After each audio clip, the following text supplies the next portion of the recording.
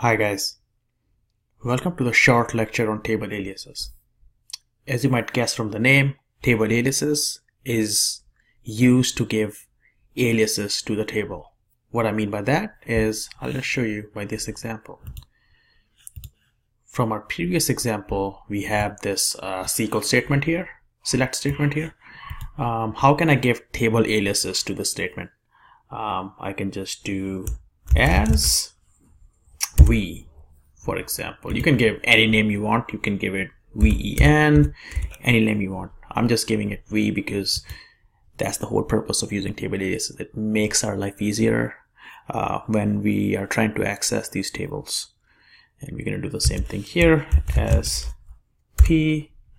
And now what we can do is we can replace this big vendor's name with just v. So what this does is it makes our SQL code short and much more readable. And we can replace this products with p. And it's not necessary, but what we can also do is we can also have table aliases in our select column statement. We can reference these columns by their table names so that we know this column is which column is coming from which table, for example. So as we know here, vendor name column is coming from vendors table because v is the alias for vendors.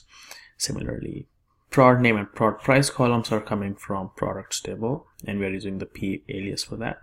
And yeah, it just makes our code much more readable. And when we run this thing again, source join script.sql, we are going to get the same output. So that's it, guys. This was the short lecture on table aliases, and we're going to use these table aliases in our next lectures on joins. Thank you.